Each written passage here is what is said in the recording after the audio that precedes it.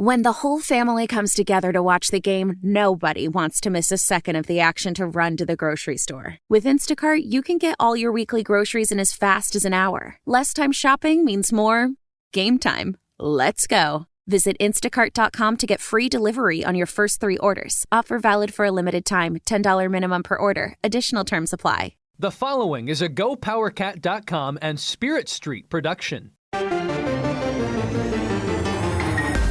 You've discovered your link to GoPowerCat.com's PowerCat Questions podcast, presented by Fridge Wholesale Liquor, and it starts right now.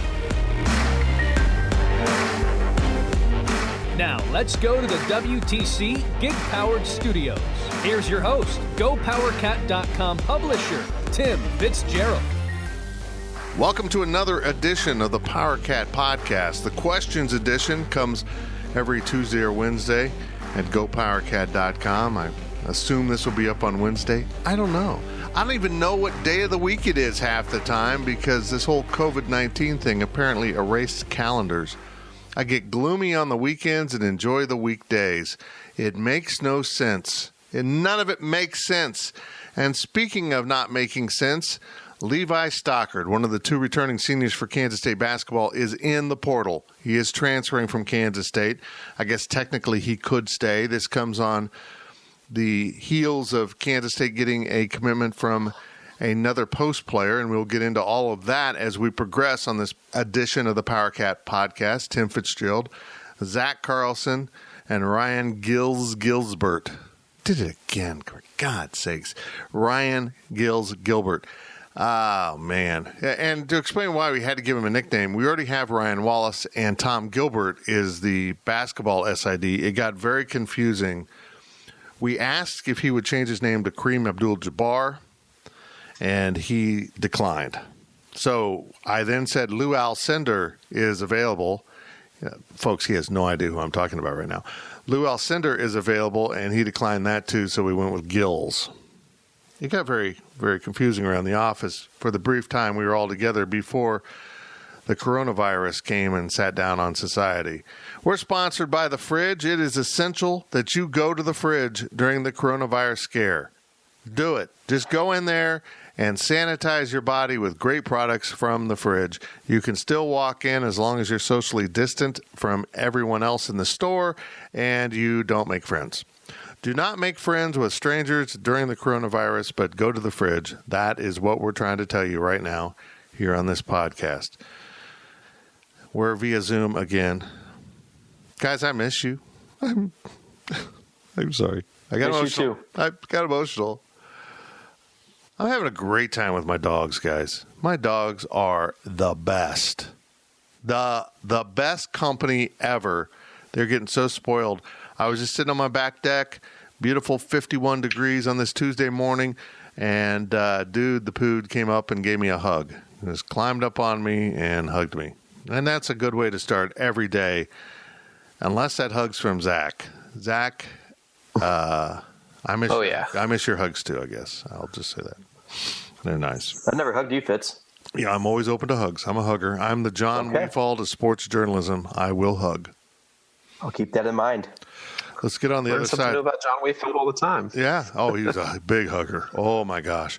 Yeah, we're going to have to delay those hugs until after the COVID-19 scare settles down because, Gills, I don't trust where you've been. You're out driving around, going to people's houses, delivering pizza. Money's money. How's that working out for you, buddy?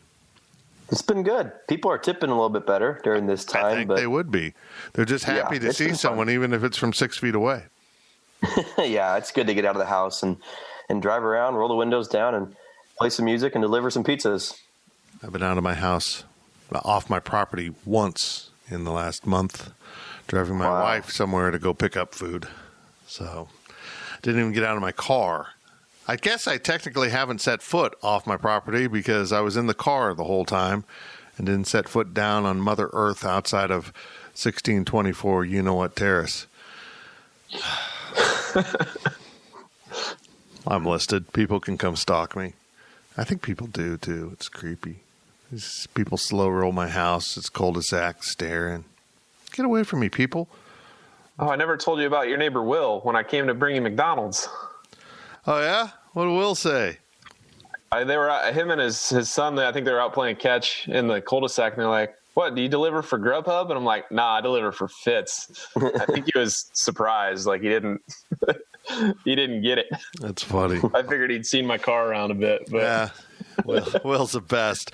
The other day I was out trying to work in the lawn, and I've thrown my back out, and I have nothing. I mean, my muscle mass is all gone with my cancer treatments, and he came over and just started helping from 6 feet away. Like was thatching my lawn and pulling it into the street, and all of a sudden the street's clean, and all of a sudden I throw down seed, and he's bringing over dirt to put on top of it. It was incredible. He's the best neighbor, except on the 4th of July, when he blows up the whole city of Manhattan right above my house. Let's get going with your questions from Wabash Station. This first half is sponsored by Tanner's. Tanner's, I just got to say I miss you. I miss everyone at Tanner's. Although I haven't been going as often prior to this because I just don't get out very much, I was down to only a handful of people I knew that weren't management at Tanner's, and now they'll probably all be gone because I have a feeling by the time we've got out of COVID-19, it'll be the year 2023, and all graduating seniors will be gone. That's my projection. Not only will there be no college football, there will be no life as we know it until 2023. Enjoy what happens with that, America. But Tanner's, I'll be there as soon as possible. I promise. I do promise. And all my friends that listen to this podcast will come with me. And speaking of this podcast, let's get going. Zach, let's get some questions from Wabash Station going. From Wizard6294, are you optimistic on Carlton Lindgard, or is this another late Bruce find that ends up transferring in a couple of years? I don't know, man. I don't know either. I haven't seen enough of him. I just don't know where we're going with this. I'm guarded about it. His frame is troubling, and I would have said he's a candidate for a red shirt until the Levi Stockard transfer news dropped. Now, I'm going to just say this. I didn't like Lindgard for one reason. That gave them 4 true posts. Now they can say Lindgard can play power forward and Stockard can play power forward, but not really. Not in the type of basketball you need to play in the Big 12. Those guys aren't going to be the type of guys I think you want getting up and down the court and defending the 4.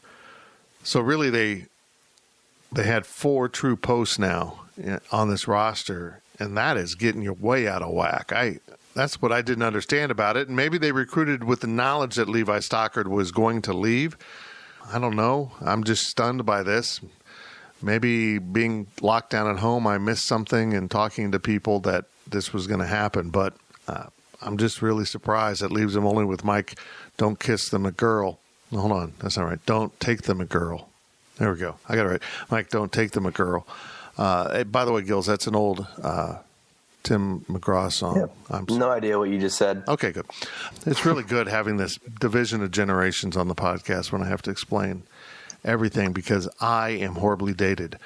So Mike McGraw will be the lone senior now, the lone player with more than a year experience on the roster at K-State. Wrap your mind around that. 1 year ago, Kansas State was coming off a Big 12 championship, and here we are with only 1 player remaining from that team. It's stunning. What a collapse of the program after a Big 12 championship. I don't think Levi Stockard's a great player. I'm not a Levi Stockard fan.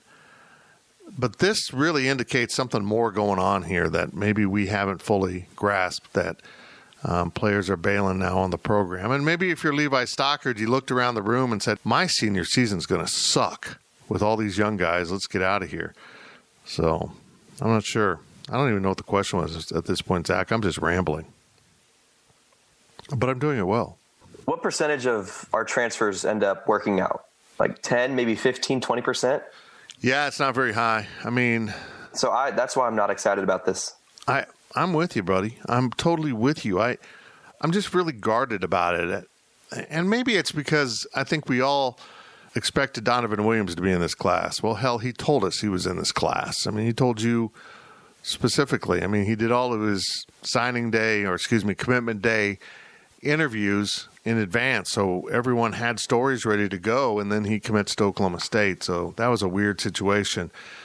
Now I think it's essential. It's absolutely essential that K-State go find a senior grad transfer. They need some experience on this roster, and they need the scholarship back for next year. I mean, that's another problem. All of a sudden, they're looking at only having 2 scholarships based on graduation in the next 2 years, 1 apiece. Is that right? I mean, yeah, that's right. Everyone else is freshmen and sophomores.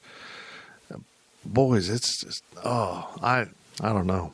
I just don't know. We'll see what happens. But you're right, Gills. They don't have a good history of this. They just don't.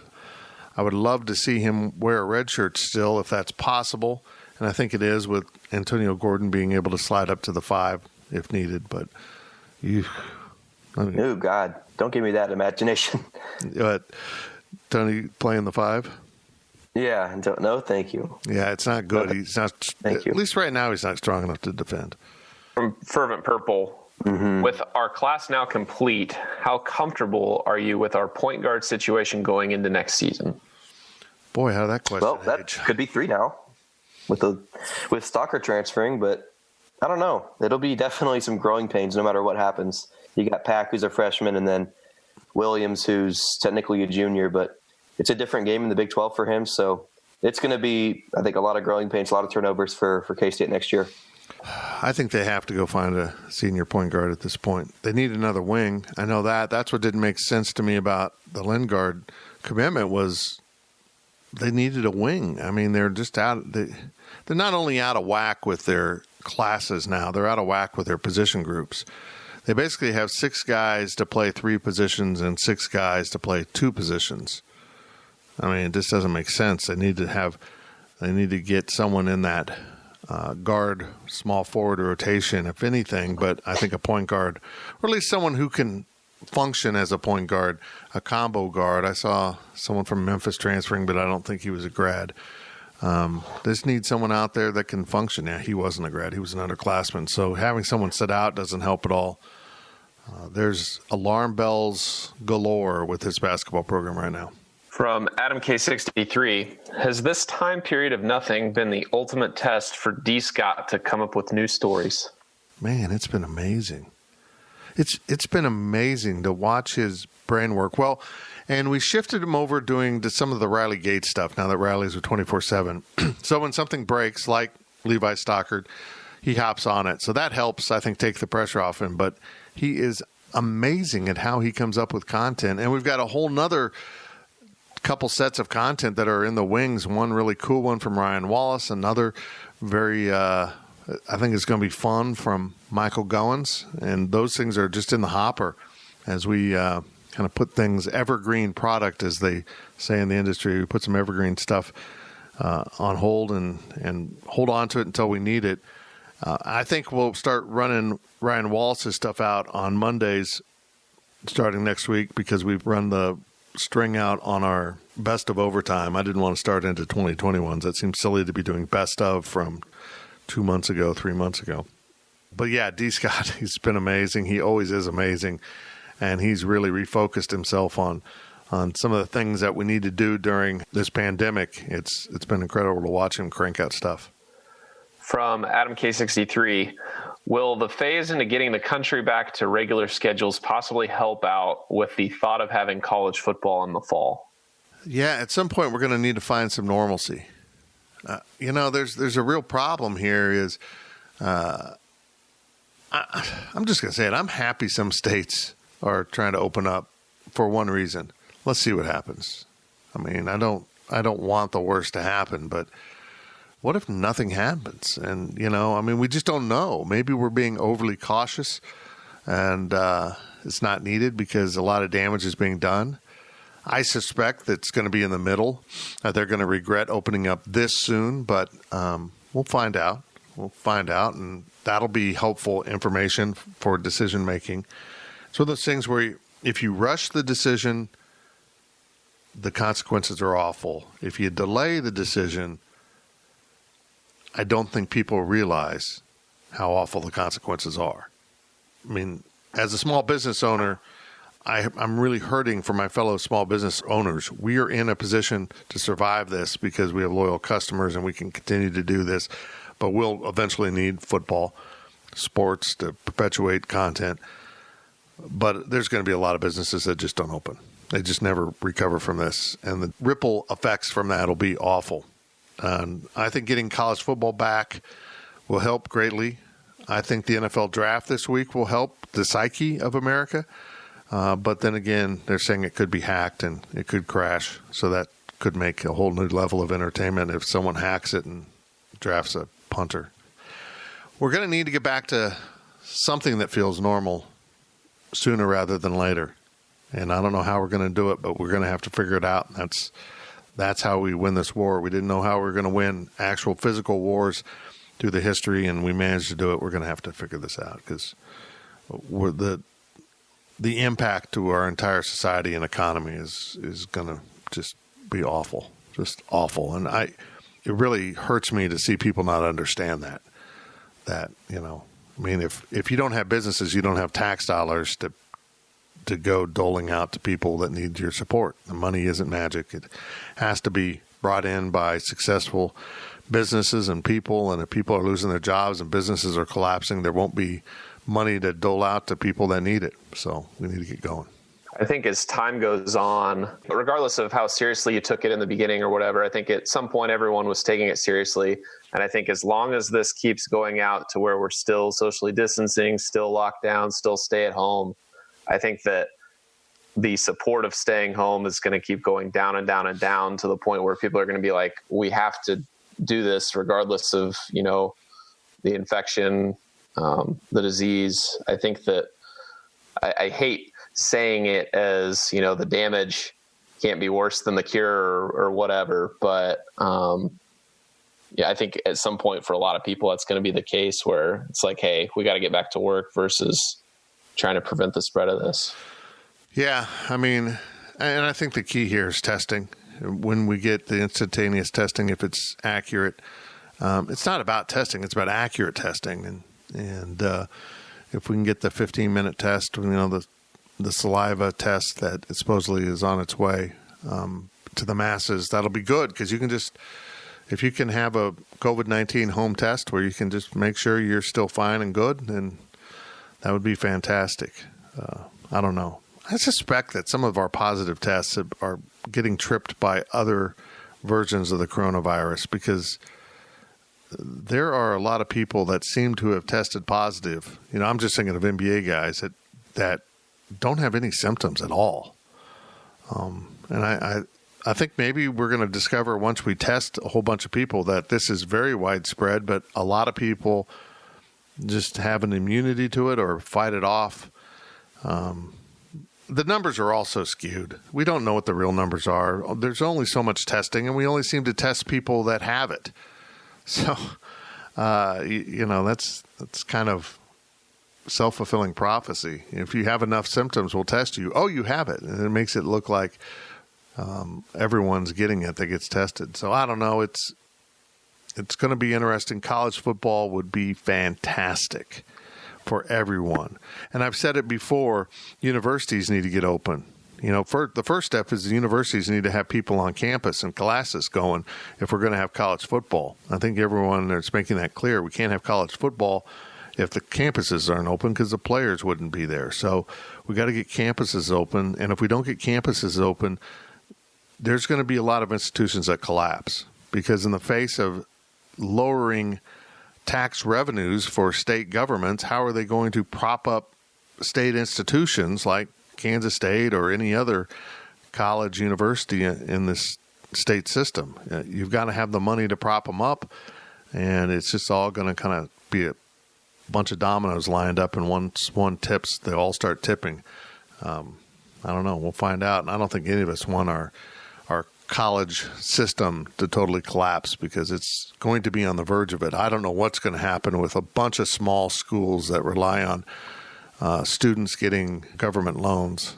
I think that's going to be really jeopardize a lot of small universities and colleges around the country.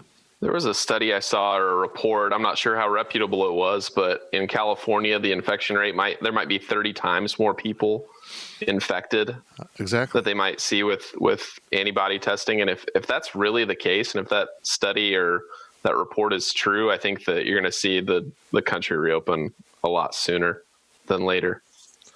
Yeah, particularly once we start studying, the antibodies that people are carrying, maybe we'll better understand how to treat this. I don't know.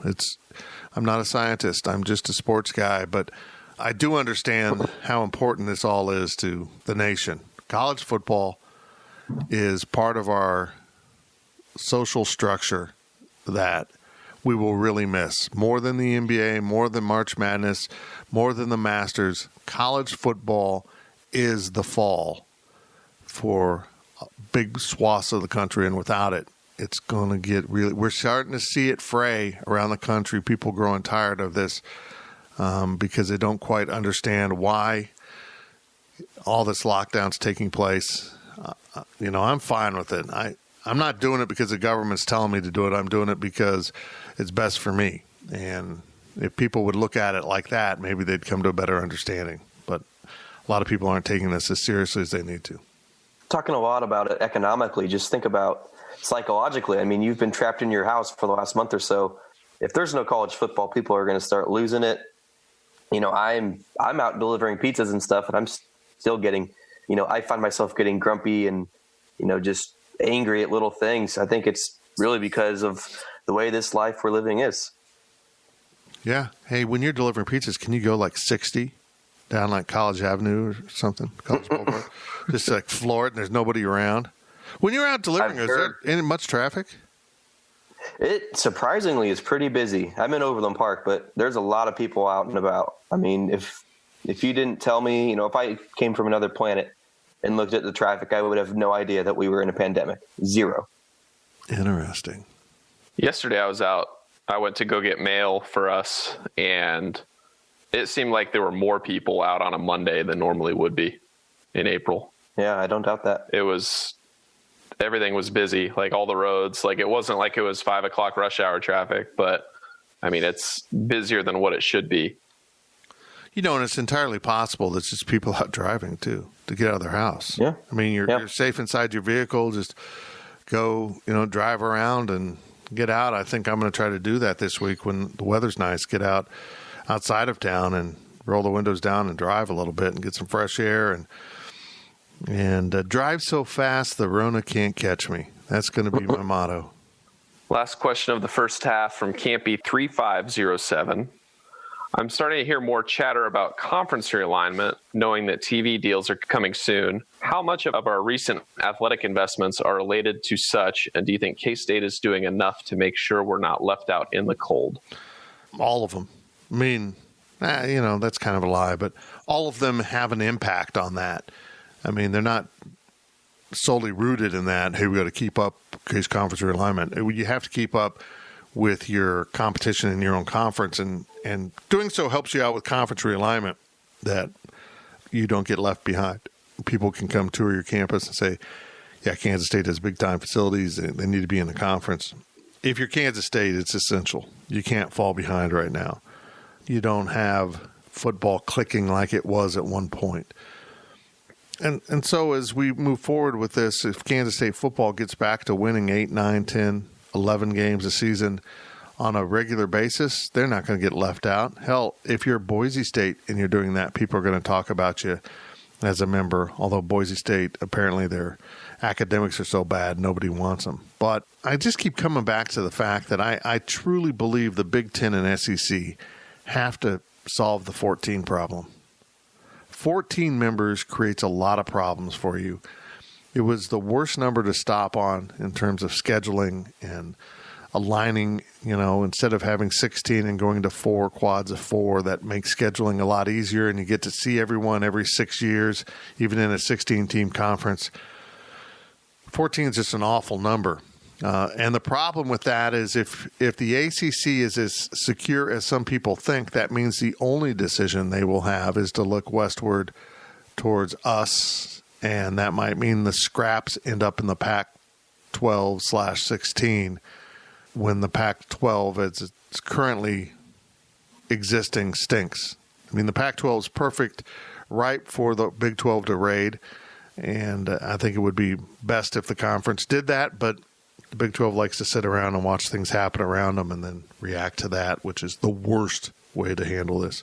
I don't know if we'll have more realignment. Maybe the whole situation with COVID-19, the coronavirus, will slow all that talk, and maybe we'll have a greater need for television revenue that might force the big schools to break off and say, hey, I'm sorry, we can't carry the small schools anymore because of what happened in 2020 with the virus, and on we'll go. I don't know, man.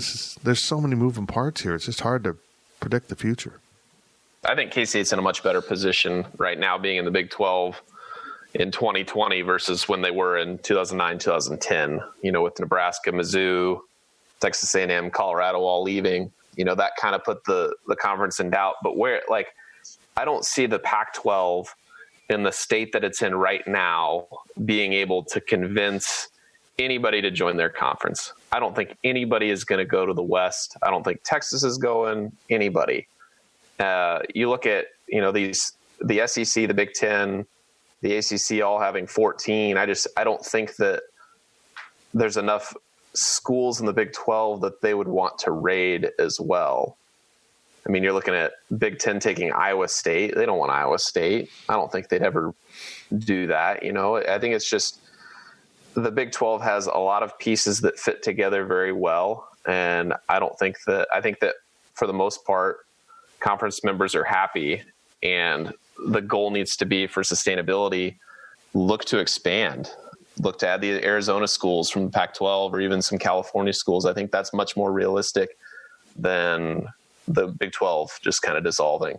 Pac-12 is not going to be the one to add teams. It'd be the Big 12. I think the Pac-12 could dissolve and, become a thing of the past, but K-State's going to be fine. I mean, like I said, the Big 12 is going to be expanding, if anything. I don't see them breaking up. If something does happen, I think, you want KU basketball in your conference, and I think that K-State would be kind of shipped off in a package deal with KU. I think it'd be safe in that regard. I wouldn't rule out a possibility, like you said, the Arizona schools. You've got Memphis, Cincinnati, Houston, all these schools, UCF that would want to join. But something I wouldn't rule out would be, a conference or, a sport, one sport only team. So you add in, BYU for football and then Wichita State for basketball. Something like that might happen. But I think K-State's going to be fine no matter what. They will be in a Power 5 conference if something realigns. I think the reality is conferences as we know it might be coming to an end. And what I mean by that is maybe a conference like the SEC will stay as it is. But if you're a conference that's sprawling, you're going to seriously look at your Olympic sports and wonder, why do we maintain the conference for all of these sports and all the travel that goes with it? Why aren't we having a track and field conference? Let's just put that out there. Or a Missouri Valley football conference. Yeah, that really runs a swath right up the middle of the country. I mean, yeah, you should have some Missouri Valley programs in there playing your Olympic sports so you don't have to travel. Maybe you would have some of your other sports, a Missouri State and a Wichita State and a Tulsa and those type of programs in it, but maintain your football, basketball alliances with the major schools. And maybe that would allow you even to look further around the country. For example, let's say the ACC gets raided. And, they don't hold up because there's really tantalizing schools in there. The Big Ten's already added Maryland, and they would love North Carolina and Virginia. They would love it. So then does that open the SEC to grab, I'm just thinking Virginia Tech and Georgia Tech, something like that, or a Clemson certainly would be on the SEC's radar. What's interesting to me is every conference wants something different from the ACC. If you're looking at the ACC, the Big Ten wants the really proud academic institutions because they think that's what it's all about. That's fine. The SEC wants decent academics, but they really want the Clemson, the football, because that's their brand. If that happens, do you look at a conference that would actually touch both coasts? And through scheduling for football, you would almost always play in your 8 teams on your coast and then cross the country once or twice a year. That's a possibility if you keep it isolated with the major sports that make you money.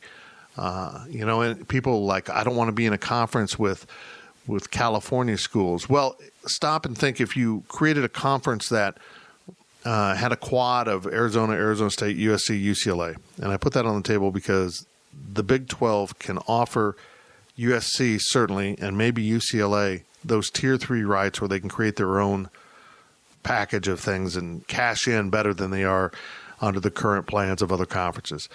Well, those teams would all play each other and then, selectively play other teams from other quads around the country. It wouldn't be ideal, but it is fine if you're traveling for just football or basketball.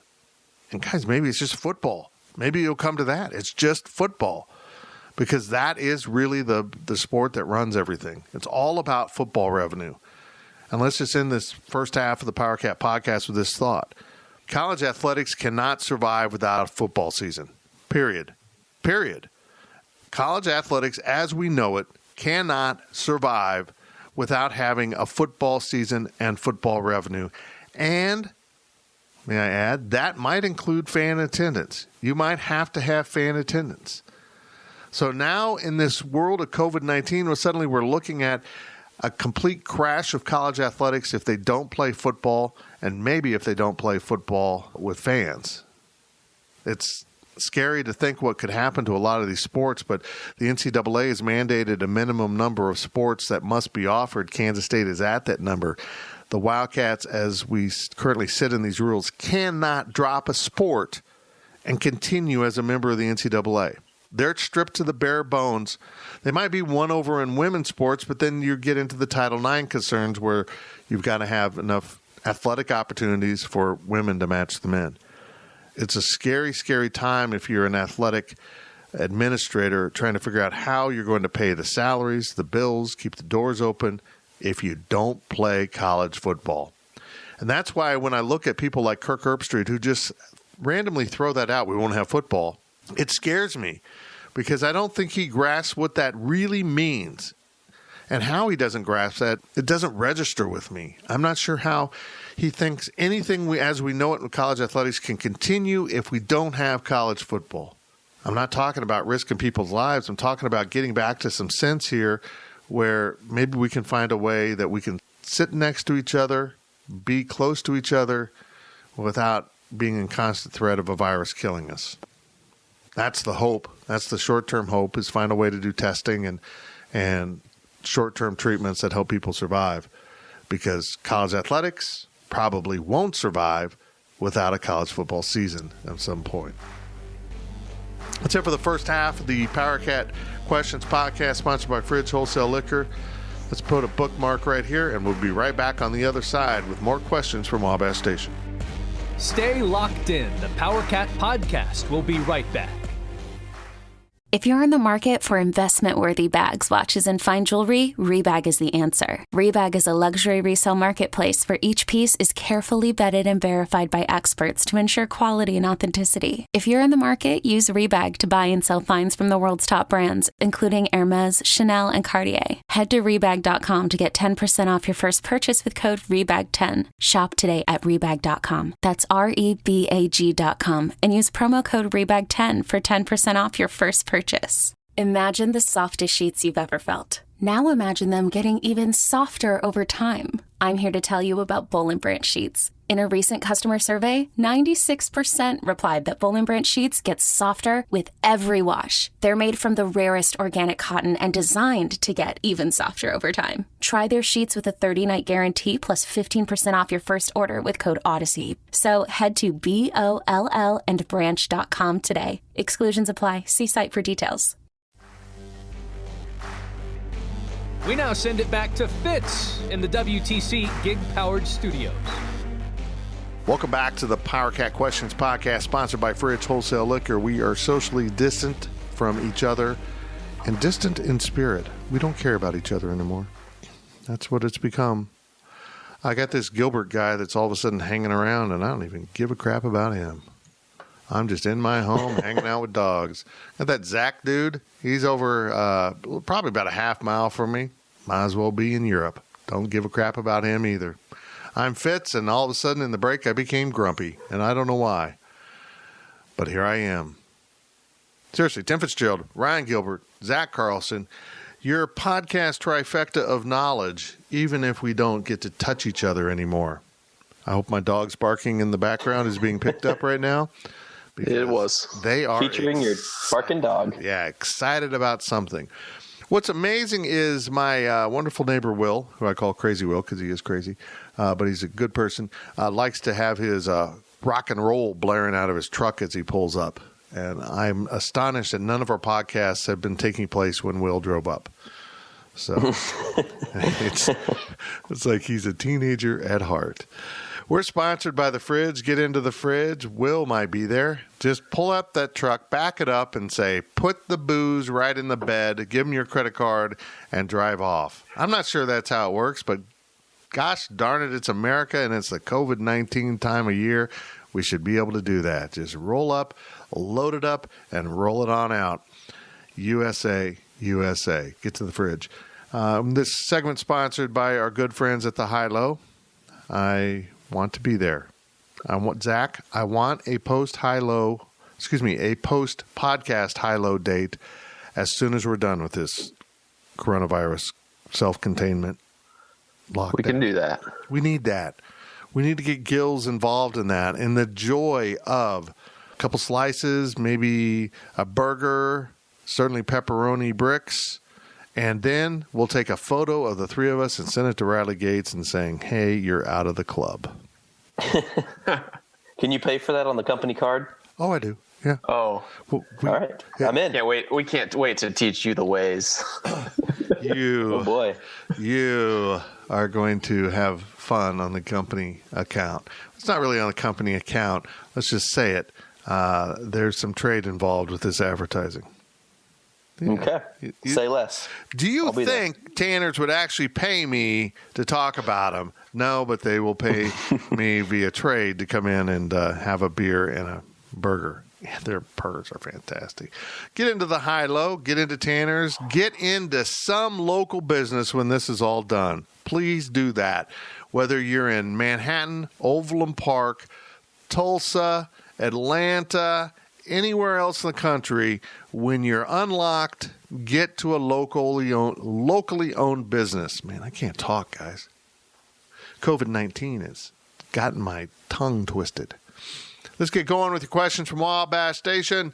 The second half of the PowerCat Questions podcast for mid-April. Zach. From Wizard6294, does the NFL draft streak for K-State live another year? I don't think so. I mean, if you push me to have an answer right now, I'd say no. I don't think it will. I think they're in great peril of losing that streak with this class that's leaving.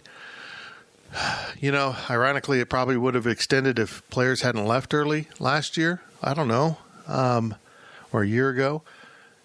This is kind of a symptom of why a coaching change was needed, that the talent had dropped in the program and the upper classes weren't stocked with the kind of talent that you need to perpetuate success at the Big 12 level. And Kansas State needed to make a change, and it did. And it'd be really unfortunate if at the last moment, the last dying breath here of that 26-year streak, it dies at that moment and not get to 27. It could. There's a couple guys. We'll discuss that in a little bit. But this is just kind of a insignificant in the big scope of things streak, but a point of pride for Kansas State. You can use it in recruiting. You can, brag about it as a fan. It is a really cool thing to have 27, what will probably end up being 30-plus years if they can get through this year of NFL draft choices. That's amazing. And before a program that was at the point Kansas State was in 1988 when Bill Snyder arrived, if you had told anyone back then K-State would have 3 seasons in a row with draft choices, they would not have believed you. Never. I mean, there was guys that were picked. They were putting out some talent, but not on any form of consistent basis.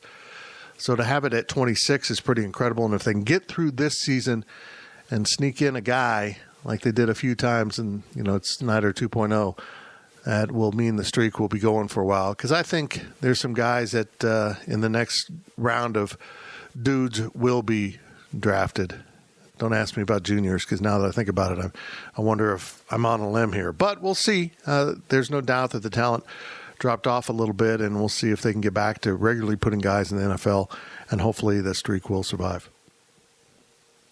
Yeah, I think that the streak could definitely extend, because if you look at last year in 2019, Dalton Reisner was really the only lock to extend it, and that was really the only person we expected to get drafted. But late in the 6th round, with a compensatory pick from the Chicago Bears, they took Duke Shelley.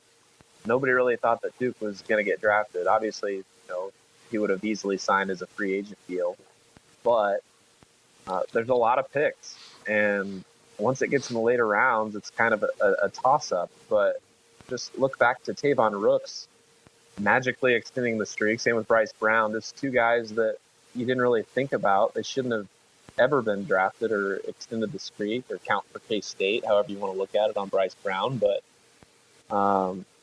there's just something about the NFL draft that I think that K-State's had some luck go its way. And there's enough fringe players. We'll get into who we think might go here in a minute. But there's enough of these guys like Scott France, that are popping up in mock drafts. I think that someone will extend the streak, and it may not be who we expect. But there's enough picks there, I think, that we could see it happen. Everything going on right now in our world, I think K-State can be a real beneficiary of it, because they're a Power 5 school that they've gotten the exposure all these players have. Dalton Schoen had his, he tested his pro day, whatever that was. Everyone's had their exposure, and you don't get that if you're a smaller school. So I think that's going to help K-State a lot. That would I was leaning initially towards a no, but I think it's a yes to answer that question. I think K-State somehow, some way, we don't know what it's going to be, like you said, Jack. I think they'll get it done, one player or another. From A-Went 25, I think you're new, or this is the first time you've asked the question. Maybe not. Maybe I've said it before, but if not, welcome back. Who are the top 5 K-State players that have the best chance to be selected in the NFL draft? He wants a top 5, huh? Well, you got to start with Scott France. I mean, he's number 1, easy. And it's, if he was going off his freshman, sophomore seasons, he would be in better shape than his junior, senior seasons. Isn't that weird? I don't know what happened there. I don't think he plays with the same fire. I don't think this new system, the blocking schemes, did him any favors. They kind of go about things a little bit differently, and I don't think he adjusted to it. So maybe the NFL scouts see through that. He'd be at the top of the list, I believe. A lot of people talk about Nick Coltmeyer, the other tackle, just based on frame and potential. I don't know about the other guys along that line. They certainly would be up there. Some people want to talk about Trey Deshawn. I think he's too small for the league. I think Reggie Walker as a defensive end is too small as a D end and probably too slow. He is too slow for linebacker.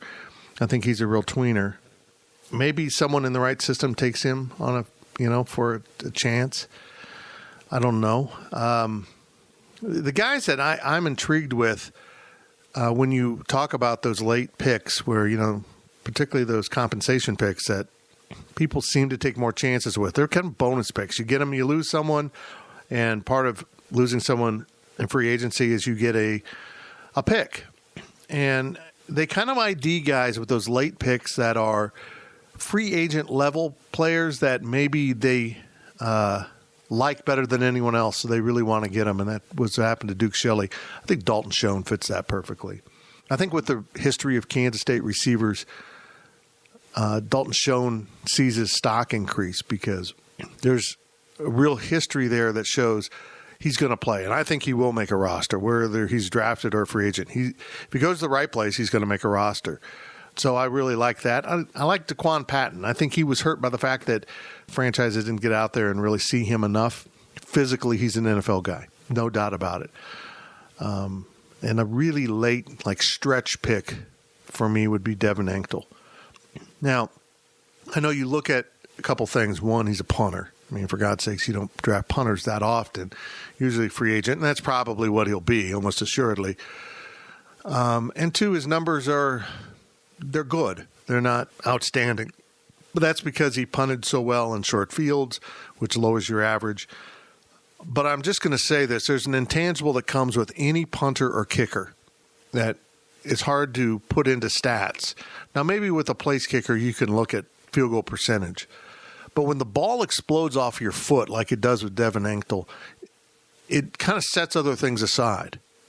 I've never seen, probably since Sean Snyder at Kansas State, a punter who the ball just erupts off his foot. And a lot of Sean's success and why he was an All-American and up in the Ring of Fame was he was very technical about it. But Devin's is almost like a raw, skilled punter, which is odd. You don't get athletes punting, and he's an athlete. And, ironically, I think he's a guy that can help you in an odd situation. If you need a kick coverage guy, he could do it. You wouldn't want to do it, but he's that good an athlete. He can help you in other areas if you really need it. And certainly he can be a holder. He proved that. He's very good at that. I mean, just because he's an athlete, and he affords you an opportunity to run things from the holder that K-State never really did in terms of fakes. I like Devin a lot. I think he will play in the league if he gets the right situation. And maybe someone who really needs a punter is going to say, that's the guy we need because we see the raw skill, and you put him into more coaching and see what will happen. But I don't know if that's 5, but those are the guys that jump out at me. Maybe I missed someone in there, but those are the ones that just come to mind. From Wizards 6294, looking forward to 2021, will Skylar Thompson be an NFL quarterback? He'll be a free agent signing. I mean, you look around the league and who's signing as free agents as quarterbacks. Someone will look at his technical skills and probably sign him for the camp. And then it's up to him to prove something. In the long run, I don't think so. As we sit here today, I don't think he's an NFL guy. I don't think he's anywhere close to making a roster. But things happen when you get to that next level. I mean, some quarterbacks really adapt and become better quarterbacks in those NFL systems, and other quarterbacks that you think are locks don't turn out to be very good at the NFL level. So it's just a different game than college. Maybe it'll fit him better. But he's got to work on his reads, progressions, and handling pressure. And so he's got another year. He's got a lot to prove in his senior year if he gets to play it. I don't think Skylar's really going to get much of a chance in the NFL. It's a really different game, the National Football League, than it is in college. If he plays any way, the way he played the last couple of years, if he plays like that, I don't think he's even going to get a chance. He's got a lot to improve, like you said. He can't be scrambling out of the pocket, rolling right every third play. You've got to learn to handle pressure, stuff like that. If he wants a shot, he's got to really improve from his last couple of years of football. From AWent25, with the recent addition of Bradley Moore from UNI, what positions other than tight end do you think the coaching staff is looking for immediate help this season? Tackle. They still would love to find a tackle out there. And, I think anyone on the back end of the defense might be welcome too, but mostly tackle. They're kind of settled in on 5 guys from what they have, but I think they'd like to find someone that's proven and can step in and do things. So keep an eye out for that. I know that was something they wanted, a junior college guy. They didn't find one at tackle. And I know they were still looking, and as things progress here, we're seeing movement in the transfer portal from basketball. Maybe that's going on in football at other places, and someone will pop in there that they really like. Yeah, in addition to that, maybe someone on the defensive line. I mean, other than offensive line, I don't really see much need anywhere else. Maybe that defensive line, someone to replace Deshaun, but that's all I see for me. From Chris66204, rank the home football games this season and most desirable ticket to least desirable. Are fans allowed? Assuming yes.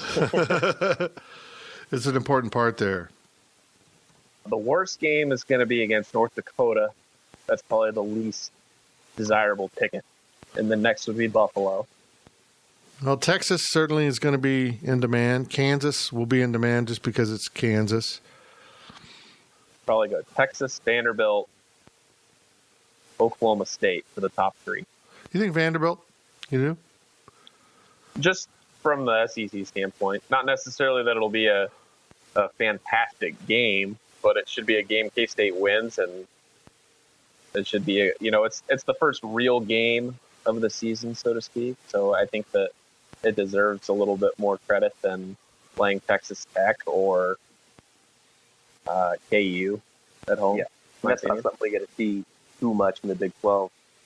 Is playing someone from even another Power 5 conference, let alone the SEC. So I think it'll be a good turnout for that game as well.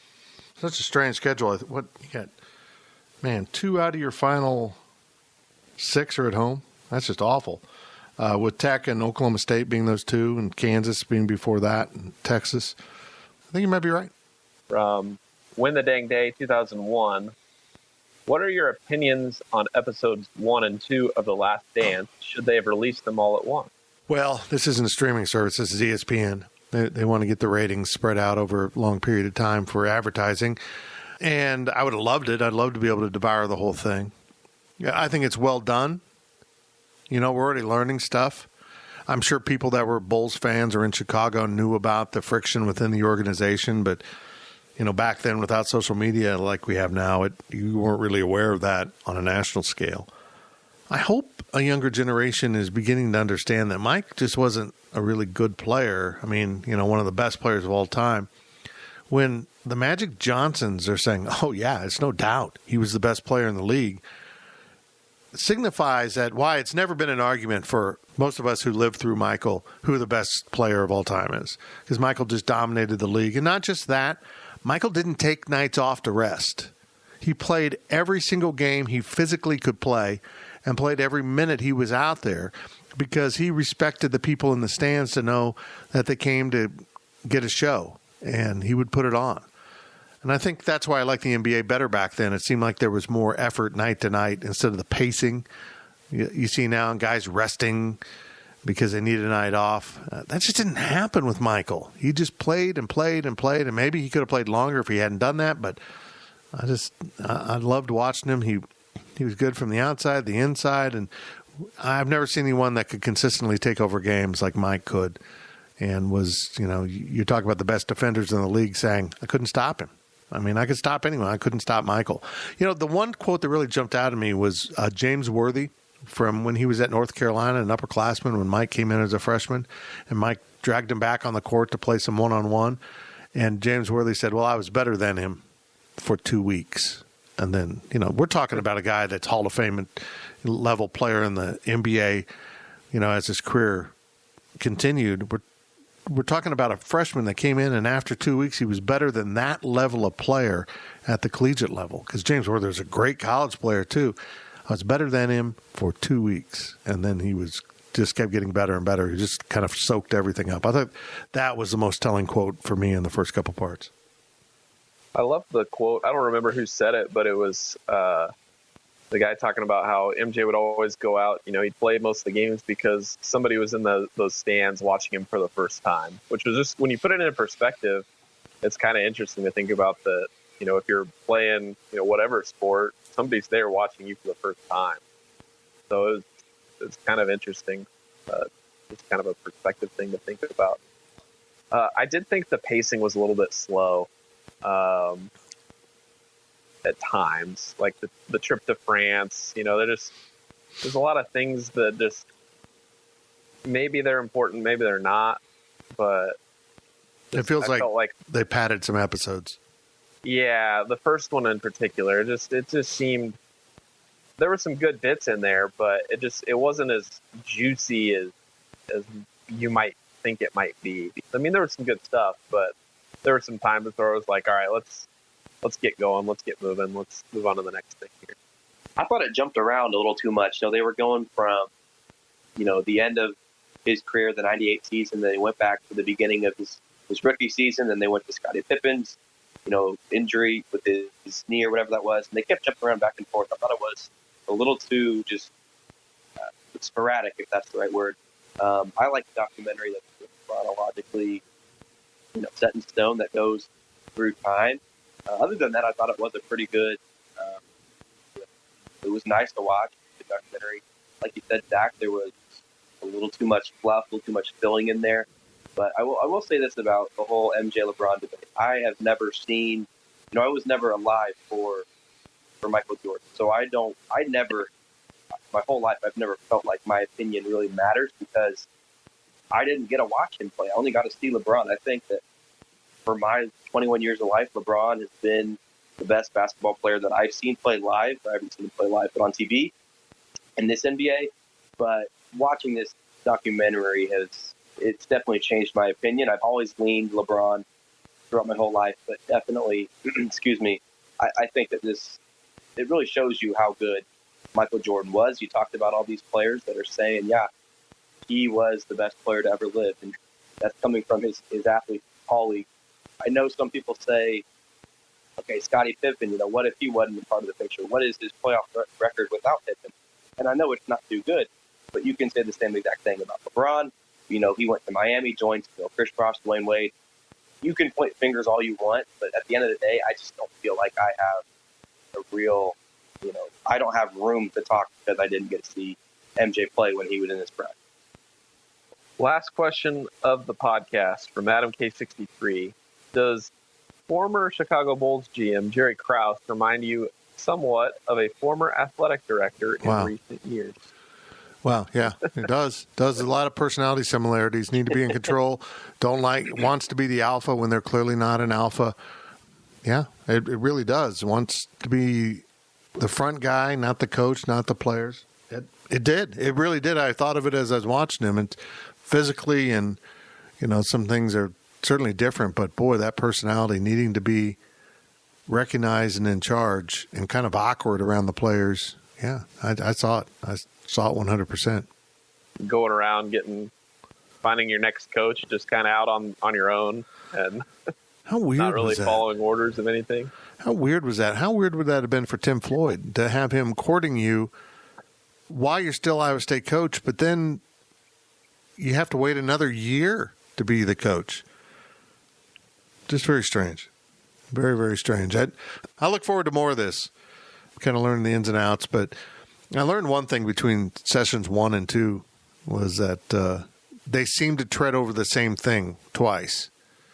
You know what I mean? It seemed like the storytelling progression wasn't as clearly defined as I would like from a documentary. Yeah. It seems like, hold on, we're bouncing back and forth in the timeline instead of kind of moving forward from a point, because they're trying to do a documentary about two things. They're trying to do a documentary about Michael Jordan and the Bulls dynasty, but it's called The Last Dance. It's about the last season that they were all together. And they're trying to do those two things, and they hop around a little bit, and I find myself getting a little confused at times. It's enjoyable, but I'll be interested to see where they go in future parts and if they're a little more inside their boundaries of timelines. Yeah, I hope so. Zach, when was it supposed to be originally aired? Do you know?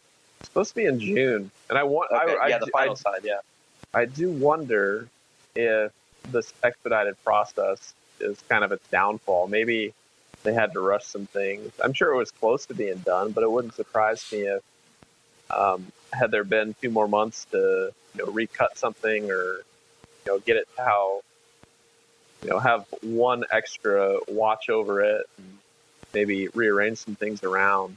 I wonder if that would have helped the progression or something like that. But I thought it was interesting how, back to Jerry Krause, how the players would openly make fun of him in front of him. Like, there's just Michael Jordan's star power, and just like, he knows that he could do whatever he wanted. He could get away with murder if he wanted to. He could say whatever he wanted about Jerry Krause in front of him because there was nothing Jerry could do. It was just kind of this interesting dynamic. Yeah, I'm recalling a time we did a live show of The Drive. Or maybe it wasn't live. Maybe it was recorded with a live studio audience on the Tubby's patio many years ago. And a group of basketball players came in and sat in the back of they were there at Tubby's, and they thought, we'll just come in and sit down and watch this. And one of the players had a mixed drink, and he was 21. And somehow John Curry found out about this, that a player was drinking at a television thing, and called Frank and had him get someone down there to stop a 21-year-old from drinking. I mean, it was that kind of stuff that was just constant. He wasn't on camera. He was just in attendance, legally drinking alcohol. It's just very, very odd, manipulative, controlling, micromanaging, wanting to be in charge when you didn't need to be in charge, that type of thing. And Ryan Wallace did kind of a fun 30 for 30 mock opening of The Receipt for the whole story behind the Frank Martin, Jamar Samuels, And John Currie finding the receipt and suspending Jamar for what turned out to be his last game of his Kansas State career for something that the NCAA later said, you didn't really need to suspend him. Just tell us about it. It wasn't that big a deal. If he pays back the money, then it's all okay. But John needed to assert his control, and that was really his final effort to run out Frank, and it worked. It would be a fun story, but I think now, as time moves on, it's probably getting too distant. It's not something that lingers too much. But the fact that John Currie's an AD again might keep it fresh. Maybe if something happens at Wake, then maybe it pops back up. I was told that he was sitting courtside actively taking notes on his basketball coach all season, something he did to Frank and something he didn't do after he hired Bruce Weber, which tells you all you need to know about his personality. Had to be his guy he felt like he was in charge of and controlling. So I don't know. I look forward to this, and I look forward to figuring out how to do these podcasts better. We have run into a number of issues as we progress through this podcast. You probably heard different mic changes and different things. Internet failed. Zoom failed. We've gone more to phones right now. We'll figure it out. Maybe Zach will be going to the office to push the record button on his end on the WTC gig-powered internet. Or maybe I will. I mean, I can social distance myself as I get to the office. Nobody will be in our office. Maybe Fritchin. I'll make him close his door and, maybe tape all the cracks on his door shut with a duct tape so nothing can get in. He might suffocate if he stays too long. But, my safety is important. Wear masks. I wonder what that'd sound like. I don't know. Sound like Bane from Batman. Yeah, that'd be good. That'd be entertaining. Well, K-State is very good at football. If I trusted you more, Zach, I would allow you to be within 6 feet of me, like on the other side of the podcast studio. But you're sketchy as hell. I don't know what you're doing. You seem like a nice kid staying in the basement and just hanging out and playing video games. But I bet you're out there fishing and jogging and doing things outdoors and just getting exposed to that wild Rona that's on the loose. And you're sketchy. That's all I got to say. Well, I started wearing a mask out in public. Well, not really a mask. It's my winter weather when it's 20 degrees on the sidelines, balaclava. But I just wear it on my neck like I'm going to rob the place. I wear my sunglasses. That's the cool way to do it, is wear one of those. You just got it around your neck. Kind of like you're a trendy guy, but then you can just pull it up and look really cool. I've just got some nice little medical paper ones that'll do, and a very kind person on Twitter dropped off 2 K-State themed cloth pleated masks for the wife and I. One wife size, one big daddy size, and they're fantastic. So I've got that too, and everything else. We've had some other people bring stuff by. All have been donated to Metal or Kills. If you have a surplus of masks, send them to a retirement community. I don't know why you would, but they can always use them. Are we done? Is that it? That's it. We very many things this week. You we broke even up. Cut some. You broke up on that. I'm going to leave that in to let people know all the stuff that we've gone through. Zoom is apparently not Zooming very well, and I'm going to flat out call bull you-know-what on these people that are doing musicals via Zoom. Like people are all singing together in harmony all at once. Bull crap.